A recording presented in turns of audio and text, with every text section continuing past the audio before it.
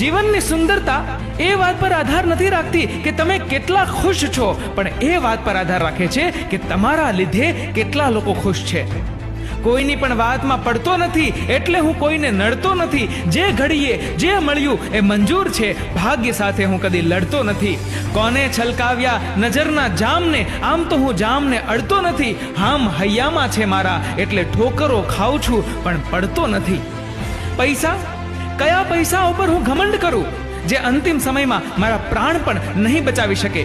શરીર, કયા શરીર પર હું અહંકાર કરું જે અંતિમ સમયમાં મારા આત્માનો બોજ પણ ના ઉપાડી શકે? કયા શ્વાસ પર વિશ્વાસ કરું જે અંતિમ શ્વાસમાં મારો સાથ સૌથી પહેલા છોડી દેશે? અને કયા સંબંધો ઉપર હું આજે વિશ્વાસ કરું જે અંતિમ સમયમાં સ્મશાન પાસે પહોંચીને તૂટી જવાના છે? હા, જો યાદ આવ્યું, એક કામ કરું, સારા કર્મોની પોટલી બાંધવા માંડું જે અહીંયા પણ કામ આવશે અને બીજે પણ. ખૂબ સાદગી જોઈએ સંબંધોને નિભાવવા માટે. છળ કપટથી તો માત્ર મહાભારત રચી શકાય છે. શ્રી કૃષ્ણ કહે છે કે શબ્દોથી માફ કરતા જાજો સમય નથી લાગતો, પણ દિલથી માફ કરતા પૂરી જિંદગી નીકળી જાય છે. જિંદગીના આ કુરુક્ષેત્રમાં પોતે જ કૃષ્ણ અને પોતે જ અર્જુન બનવું પડે છે. રોજ પોતાના જ સારથી બનીને જીવનની આ મહાભારત લડવી પડે છે.